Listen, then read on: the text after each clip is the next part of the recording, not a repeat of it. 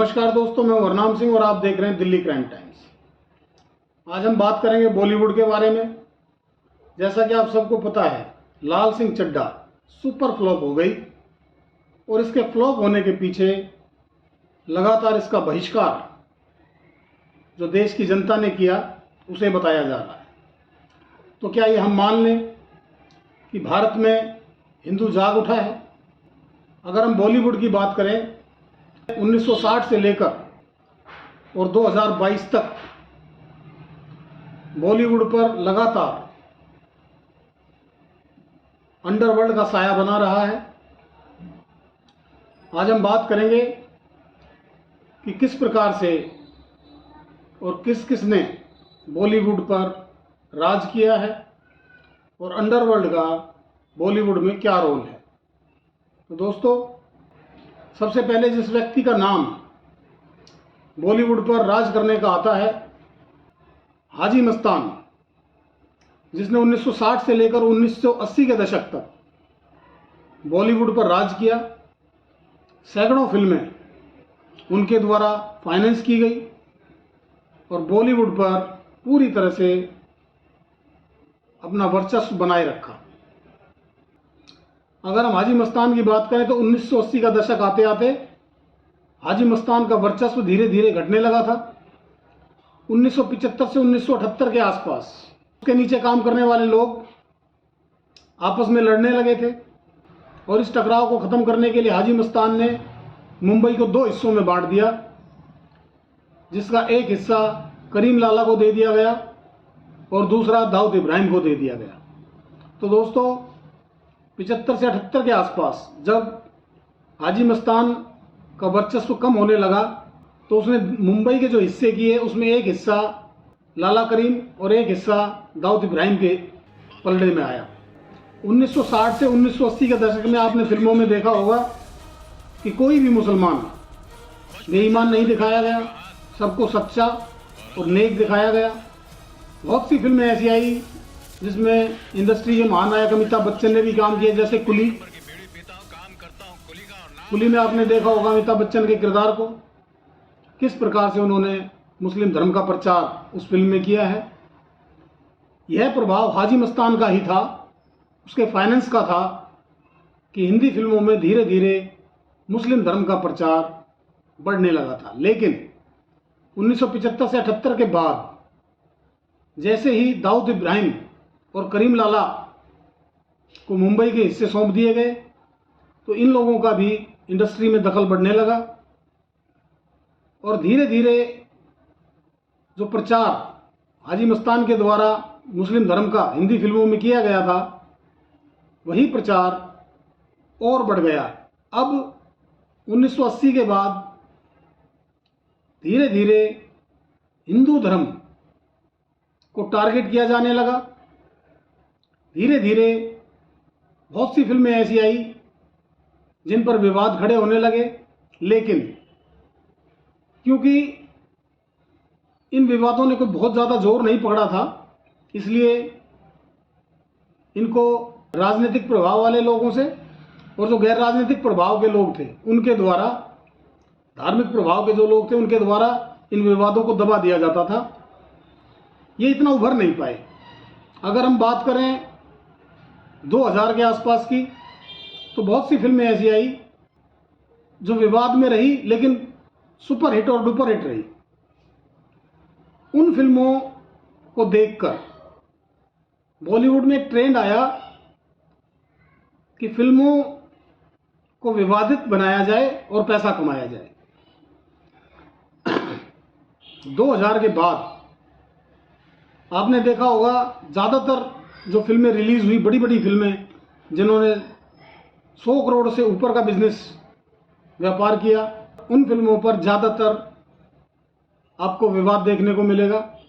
विवादित फिल्मों से कमाई करने का ये जो तरीका 2000 के बाद ईजाद किया गया, इस तरीके को बहुत सी फिल्मों में आजमाया गया और जो कि कामयाब भी रहा। क्योंकि किसी भी चीज़ पर यदि विवाद है तो एक आम जनमानस की क्यूरियोसिटी बढ़ी जाती है कि देखते हैं इसमें क्या है ऐसा जिस पर विवाद खड़ा हुआ। तो लोगों की क्यूरियोसिटी बढ़ाने के लिए फिल्मों को विवादित बनाया गया। उनमें ऐसे सब्जेक्ट, ऐसे सीन्स को डाला गया जिन पर विवाद खड़ा हो। कुछ उदाहरण तो हमें ऐसे भी मिलेंगे कि जानबूझकर विवाद खड़े किए गए ताकि फिल्म को सुपर हिट किया जा सके और कमाई की जा सके। ऐसी बहुत सी फिल्मों के नाम मैं आपको बता सकता हूं जिन पर विवाद खड़े हुए।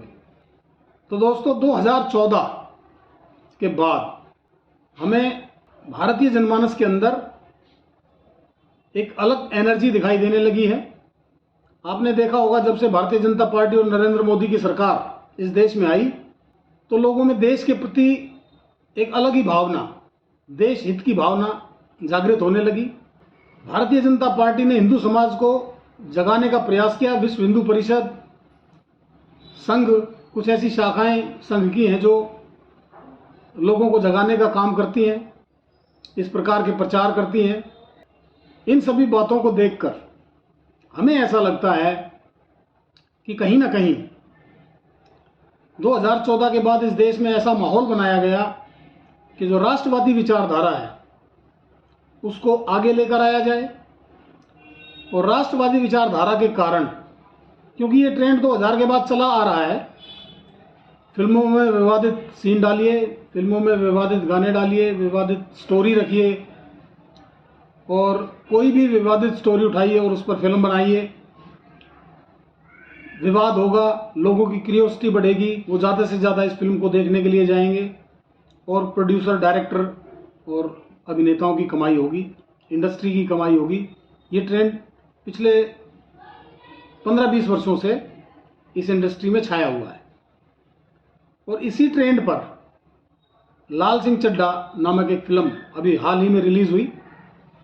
लेकिन हमें इस फिल्म की रिलीज़ के बाद जो परिणाम आए, अगर हम उनको देखते हैं तो मुझे लगता है कि संघ, विश्व हिंदू परिषद और अन्य धार्मिक संस्थाएं जो हिंदुओं से जुड़ी हुई हैं, उनका जो काम है यहाँ दिखाई देने लगा है। अब मुझे लगता है कि हिंदू जाग गया है और वो समझने लगा है कि किस प्रकार से एक साजिश के तहत इस देश में मुस्लिम धर्म को बढ़ावा दिया जा रहा है फिल्मों के माध्यम से, और हिंदू धर्म को क्रिटिसाइज किया जा रहा है।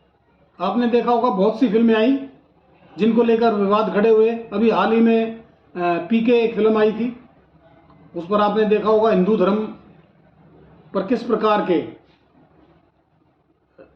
कमेंट किए गए, किस प्रकार से हिंदू धर्म को नीचा दिखाने के लिए शंकर भगवान की फ़ोटो के साथ, लक्ष्मी जी की फ़ोटो के साथ लापता लिख दिया गया।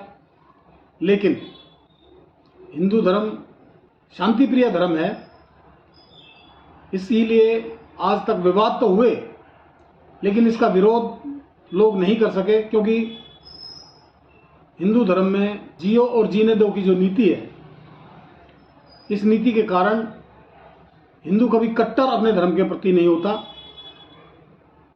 और इसी कारण से विवादों के घेरे में रही फिल्में उम्मीद से ज़्यादा काम कर जाती हैं, क्योंकि क्यूरियोसिटी आदमी के अंदर होती है, एक इच्छा होती है कि देख लिया जाए इस फिल्म में विवाद क्या है, ऐसा कौन सा विवाद है जिस पर यह बवाल खड़ा हुआ। और उस विवाद को देखने के लिए, समझने के लिए लोग फिल्म देखते हैं, जिसके कारण फिल्म इंडस्ट्री की करोड़ों रुपए, हजारों करोड़ रुपए में कमाई होती है। लेकिन इस बार मुझे लगता है खेल तो वही खेला गया था, लेकिन किसी कारणवश, या कहें कि हिंदू के जाग जाने के कारण, पासा उल्टा पड़ गया और जिस फिल्म को 500 करोड़ कमाने की उम्मीद जताई जा रही थी, वो सिर्फ 19 करोड़ का ही व्यापार एक हफ्ते में कर पाई। जिस फिल्म से सोशल मीडिया से 150-200 करोड़ की उम्मीद कमाने की जा रही थी, आज उस फिल्म को सोशल मीडिया ने अपनाने से इनकार कर दिया। तो साथियों, धीरे धीरे ही सही, लेकिन समाज में परिवर्तन धर्म के प्रति आ रहा है। हिंदू कट्टर न सही, लेकिन वो सही और गलत को समझने लगे हैं। इस विषय को लेकर, खासकर फिल्मों के विषय को लेकर, जागृत होने लगे हैं। आपने देखा होगा पीछे सुशांत सिंह राजपूत की हत्या कर दी गई। ऐसे ही न जाने कितने उभरते हुए नए चेहरों को मौत की नींद सुला दिया गया, जो फिल्म इंडस्ट्रीज पर छा सकते थे और अपनी एक छाप छोड़ सकते थे। लेकिन क्योंकि उन्होंने खान गैंग के नीचे काम करना पसंद नहीं किया या खान गैंग का विरोध किया, इसी कारण उन्हें अपनी जान से हाथ धोना पड़ा। और धीरे धीरे ये सारी चीज़ें अब लोगों की समझ में आने लगी है। लोगों ने हथियार तो नहीं उठाए, लेकिन इस विचारधारा के साथ चलते हुए जो बहिष्कार लाल सिंह चड्ढा फिल्म का किया गया है और जो कामयाब भी रहा है, तो भविष्य में मुझे लगता है कि ये बहुत ज़्यादा कारगर साबित होगा। और अब आप थोड़े दिनों में देखेंगे फिल्म इंडस्ट्रीज के लोग राजनीतिक लोगों का उपयोग करेंगे अपनी छवि को सुधारने के लिए। भगवान ना करे कोई आपदा इस देश में आएगी तो बढ़ चढ़कर उसमें हिस्सा लेंगे, बढ़ चढ़कर दान देंगे, बढ़ चढ़कर काम करेंगे, सिर्फ यह दिखाने के लिए कि फिल्म इंडस्ट्रीज सबके लिए है।